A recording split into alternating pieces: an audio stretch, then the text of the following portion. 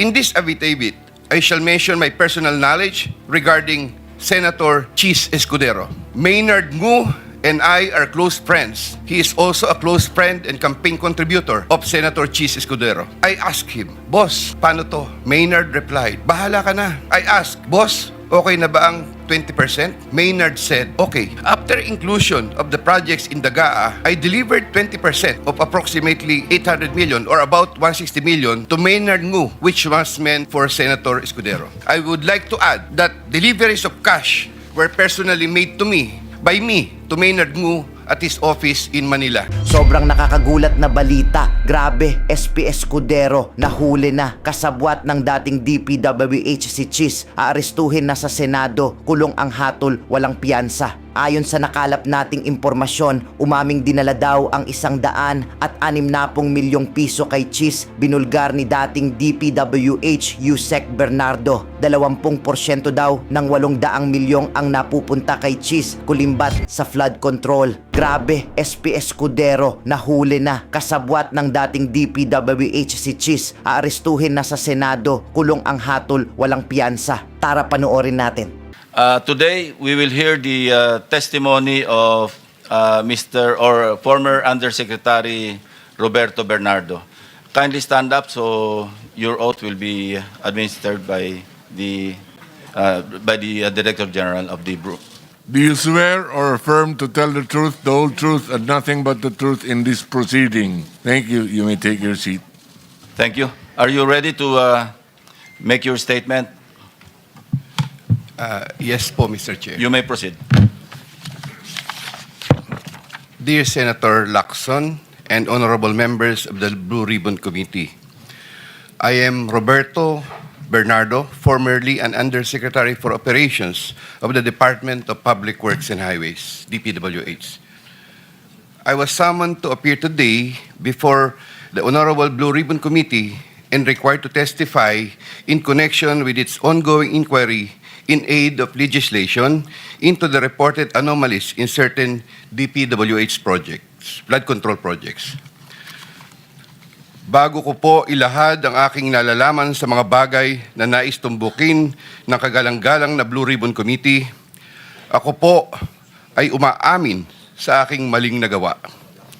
Ako po ay hindi naging matatag at tapat sa pagpapatupad ng tungkulin na ipinagkatiwala sa akin ng ating pamahalaan at sambayanan.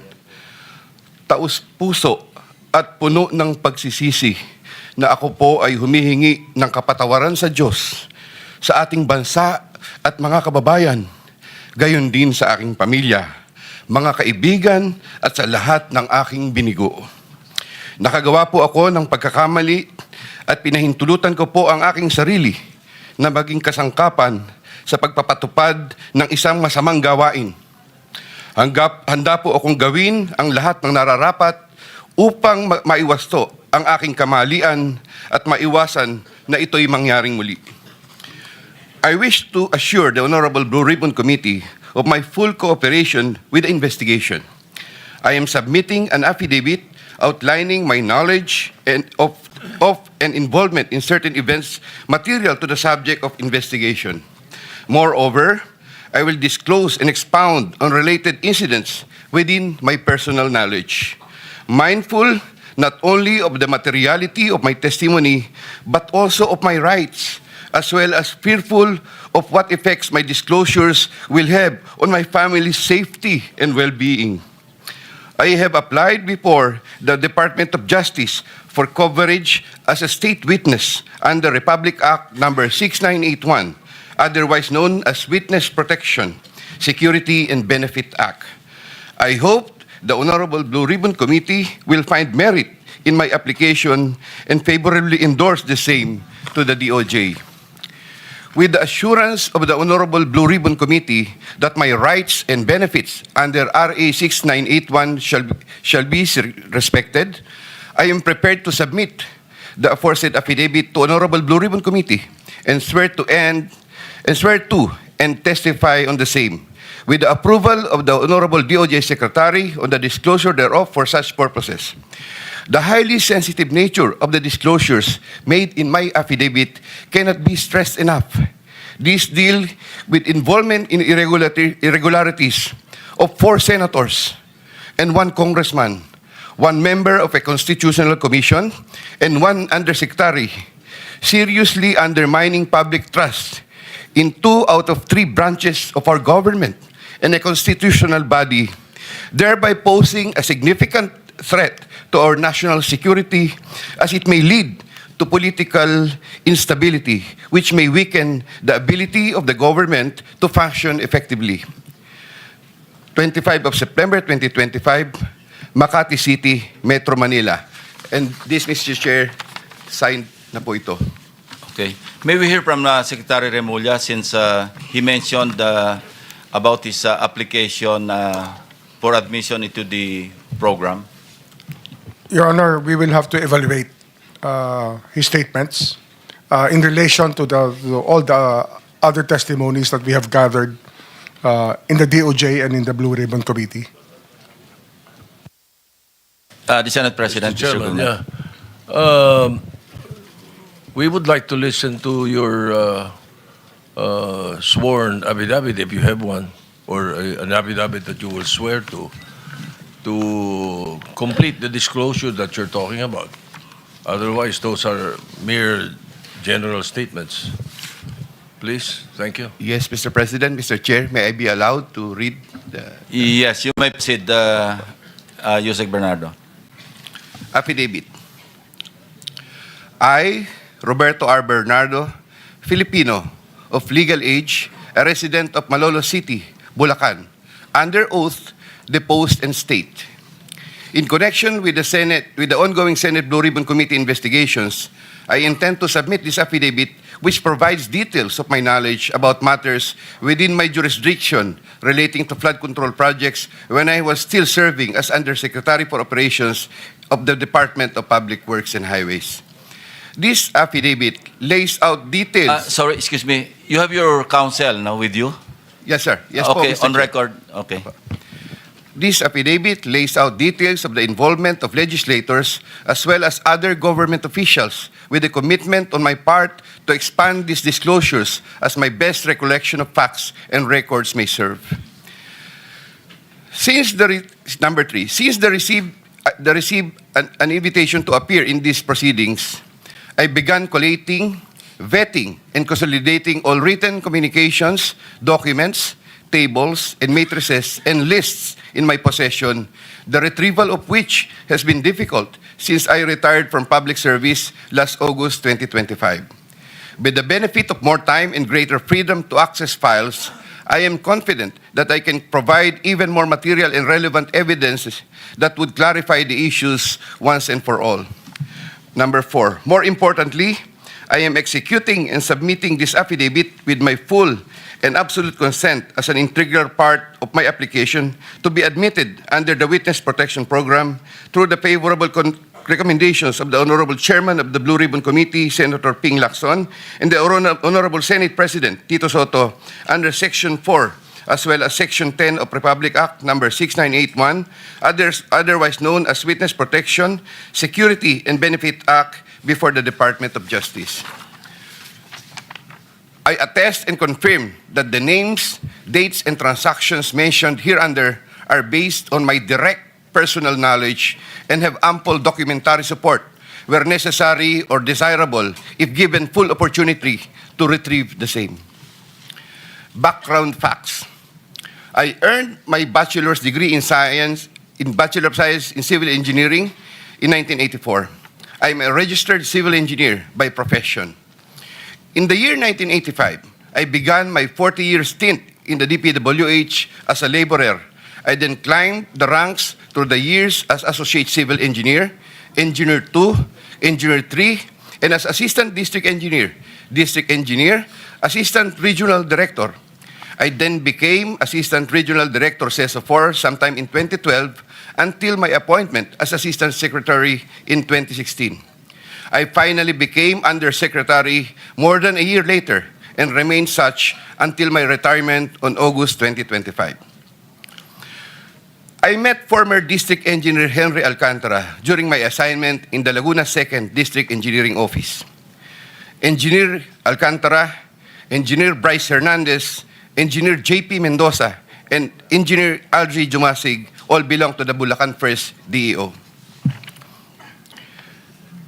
2020-2040 scheme. Sometime after the State of the Nation address of President Ferdinand Bongbong Marcos Jr. in July 2025, and while I was already on sick leave, I heard from Secretary Bunoan for the first time that Engineer Alcantara, Engineer Hernandez, Engineer Mendoza, and Engineer Dumasig were engaged in contracting activities using the licenses of other contractors.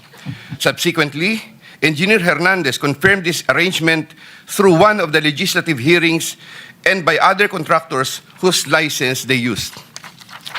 According to Bryce Hernandez, their sharing is 20-20-20-40% from these activities. My understanding is that they had prepared and signed documents for purposes of collecting payments, which they then apportioned the profits amongst themselves. However, I must admit that I have no personal knowledge on the exact actions they took to accomplish this scheme, and I can only be asked general questions on the systems in place that would have allowed this modus operandi to happen.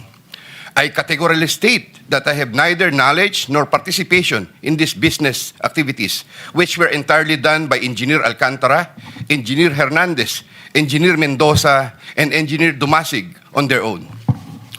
Ghost projects. At about the same time, after the 2025 SONA, I also heard for the first time that aside from the 2020-2040 scheme, there were flood control projects, ghost projects, for which Engineer Alcantara, Engineer Hernandez, Engineer Mendoza, and Engineer Dumasig were also responsible. These were confirmed later by Secretary Bunaan during a separate legislative hearings. I called up Engineer Alcantara to ask him about these flood control ghost projects. He denied any participation. Subsequently, he likewise told me that he even convened the officers of Bulacan First DEO to confront them about these ghost projects, and that some officers, it was Engineer Hernandez who was the primary person responsible for the same. In the exact words of Engineer Alcantara, si Bryce po yan. I categorically state that I have neither knowledge nor participation in these flood control ghost projects. Congressman Zaldico. My personal knowledge regarding Congressman Zaldico are set out as follows. Congressman Zaldico one time called me to say that he met Engineer Alcantara and wanted to confirm, maayos bang kausap si Engineer Alcantara? To which I replied, maayos po. Engineer Alcantara then told me that Kong Zaldico was asking for a 25% commission, and out of that amount, 2% was to be shared equally between Engineer Alcantara and myself. In his exact words, boss, hati na tayo sa 2%. Furthermore, Engineer Alcantara would tell me every time that he made deliveries of cash to Congressman Zaldico in compliance with his commitment to Congressman Zaldico.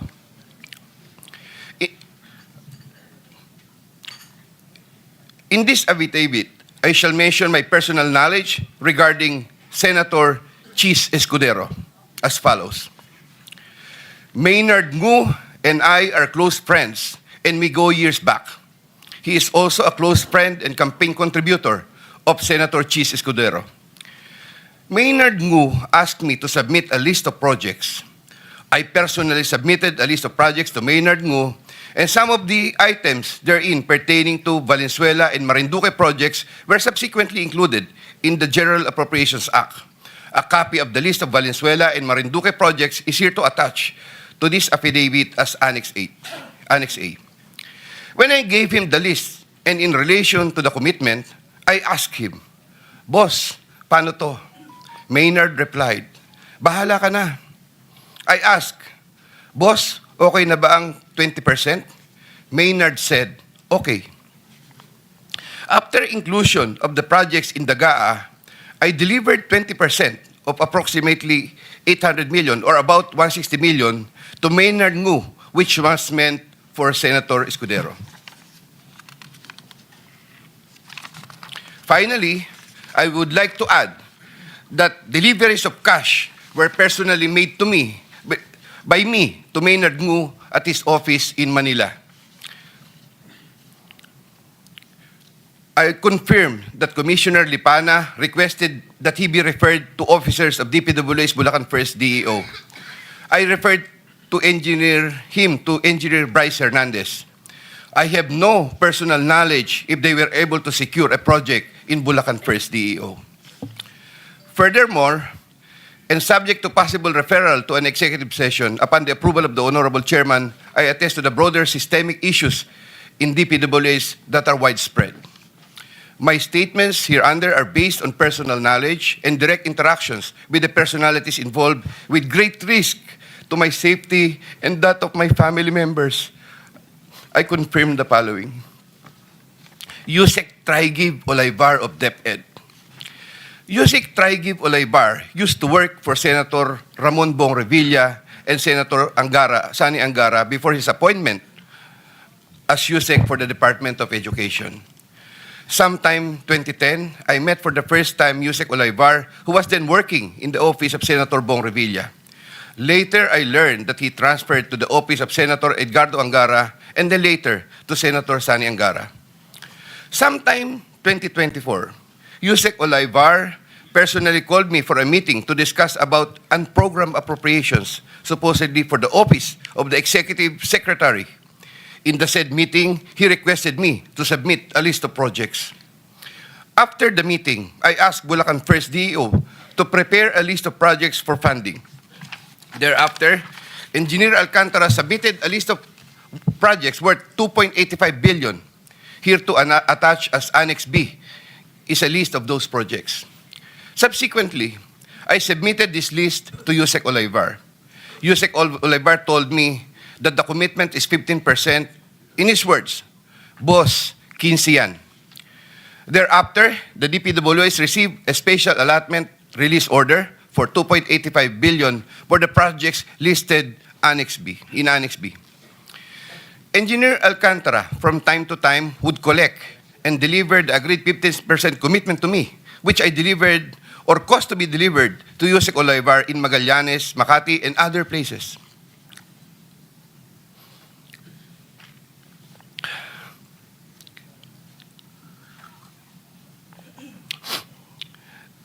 Senator Ramon Bong Revilla. Sometime in the year 2024, Senator Revilla and I met where I gave him a list of projects given to me by Engineer Alcantara. Senator Revilla asked for a commitment, which I suggested. Then he approved at 25% of the total amount of the projects indicated in the list here to attach as Annex C. I relayed the 25% commitment to Engineer Alcantara and told him that Senator Revilla will appreciate additional contributions for his senatorial re-election bid. Engineer Alcantara collected the 25% commitment, or about 125 million, which was turned over to me and then delivered to Senator Revilla in his house in Cavite.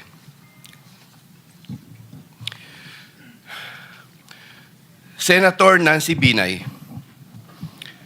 Sometime in the year 2024, Carlin Villa, a staff of trusted confidant of Senator Binay, called me and asked for a commitment which was set at 15% of the total amount of the projects indicated in the list here to attach as Annex D.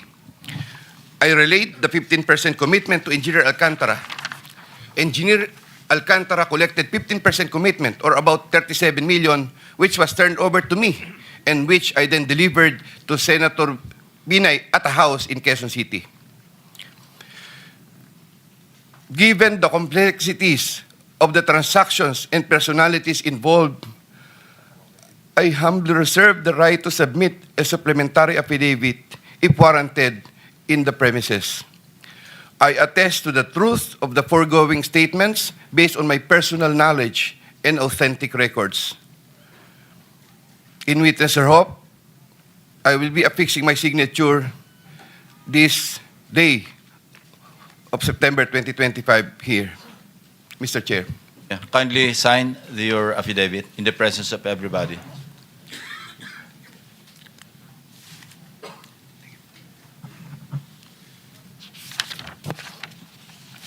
Here, Mr. Chair, I have already signed it. For the record, you signed the same affidavit that you read, no? Yes po, Thank Mr. you. Chair. Maraming salamat, Yusek. Secretary Remulla is recognized. Your Honor,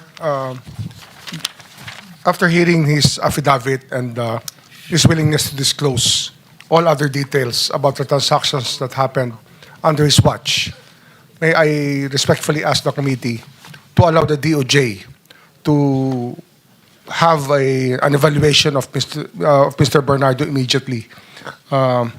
This matter has to be done because of the gravity of the situation and the fact that we may have to really work overtime on legal matters that are needed or on necessary legal matters so that we can preserve the monies and other things that are involved in this discussion. Thank you, Secretary Remulla. Will you be open to answer some questions addressed to the Secretary of Justice before you leave? Just like the last time? No, not to Yusek Bernardo, but to the Secretary for some clarificatory questions.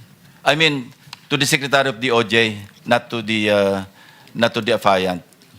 Because you have to bring him back after lunch, no? Not to you, but Secretary Remulla. Will Yes, you po. be willing to, not Yusek Bernardo?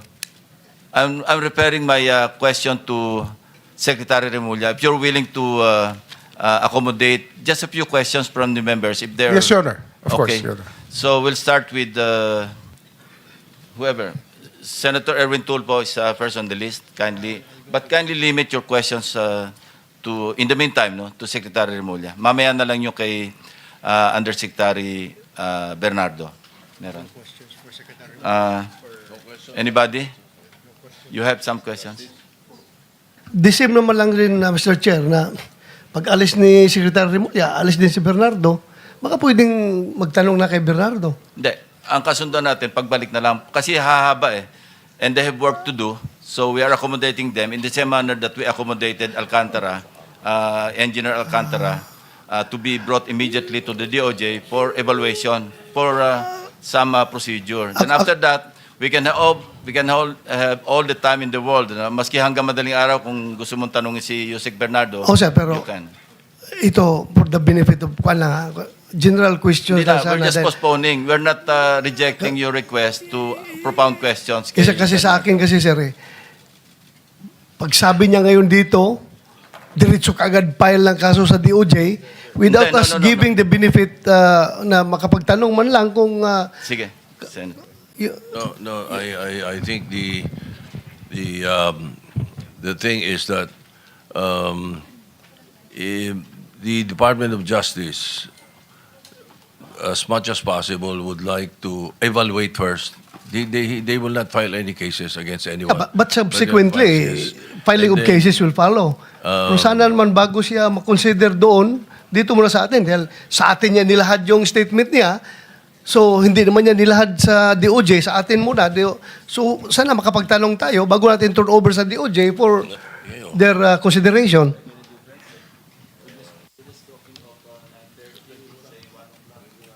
Mr. Chair, I think the point... Hearing is suspended. There are no senators who wish to propound questions. I think you can...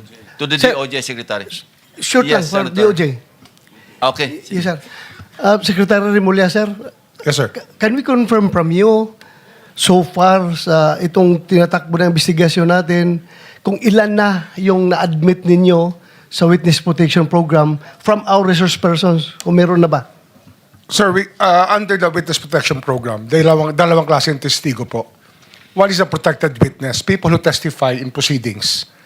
If they request assistance from the DOJ in applying for the program, we give them a protected witness status, which means bibigyan na ho namin sila ng security at yung mga ibang benefits pwede na makuha. Ang pagkakaiba lang, pag sinabi hong state witness, ibang procedure rin po yun. Kaya yung po yung ina-evaluate ngayon, sa dami po ng transaksyon na nandito, inaayos po namin, tinitingnan ho namin kung paano ho, ano talagang krimen, saan kami magko-concentrate. At kung kaninong testimony po pinakamahalaga, under the Witness Protection Act, yun po, kailangan po makita namin kanino talaga ang necessary para makakuha kami ng conviction later on. Yun po lang ho ang ano dito.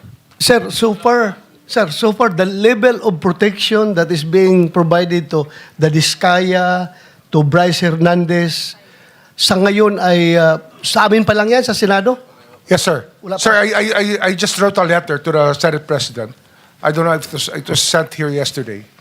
Ito po yung informing the senators that we have provisionally accepted them to the program.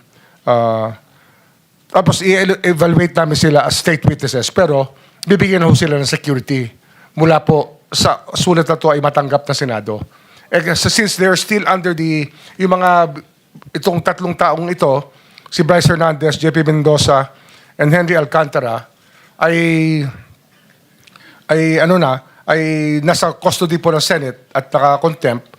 Hindi po namin sila binibigyan pa ng security. Pero ini-inform po namin kayo na bibigyan na namin ng security. And then we have to process also Mr. Diskaya again tomorrow. Mahabang proseso ho ito kasi ang dami hong transaction, tsaka dapat alam po natin ang direksyon kung saan po papunta ang mga demanda. Thank you, Secretary Remulla. Mr. Chair, okay na ako. Thank you. Chair, Mr. Chair, Yes, Senator Marcoleta. I just want to make a record that when I approached the Secretary of Justice together with Engineer Bernardo, both of them committed that Engineer Bernardo will go to the DOJ accompanied by the DOJ Secretary for the purpose of filing the appropriate charges only. And Engineer Bernardo will not in any way add or alter the affidavit that he presented before us. Meaning to say, no additions, no subtractions, walang alterations. Whatever copy that he distributed to this committee will be just that. That is correct. Thank At you, saka Mr. Chair. recorded naman po, nasa transcript, nasa YouTube, nasa ampa. Yes, sir. Kasi Kaya po, kung mag-alter siya, he will be liable for perjury. Hindi po, no supplement, no nothing. Kasi No, po yung he iba, pagdating dito, nagsusupplement. Ang sabi niya, wala na po akong idadagdag. Yun lang po. Meron siya sa statement niya na I humbly reserve the right to submit a supplementary affidavit Yun nga if po eh. warranted. Kaya po in the sinabi ko sa premises. kanya, meron ka rito, magdadagdag. Kasi dapat sana alam natin because he presented himself before this committee, but whatever he does outside this committee, wala tayong kinalaman. Hindi na po natin nalalaman kung ano mangyayari. I mean, for purposes of transparency, Mr. President, You're saying Mr. Chair, that, just kaya in case- po pumapayag na kami na dadalhin. Paano yung supplemental? Hindi na po natin malalaman. There will be no guidelines. Dito rin po yung Dito rin supplemental. gagawin yung supplemental. Hindi nga po natin Ay, malalaman eh. We will not be guided. Ano ba sasabihin niya? Why not before us? Hearing is suspended. Resolve allow Secretary Remulla and Yusek Bernardo to leave the premises with a promise or commitment to come back this afternoon. In the meantime, we are now opening to the members yung pagtatanong sa ating mga other resource persons. Yes, you may, your excuse, Secretary Remulla. Ngayon, ikaw, bilang Pilipino, ano ang masasabi mo at reaksyon sa balitang ito? Mag-iwan ka ng komento sa ibaba at atin pong babasahin isa-isa.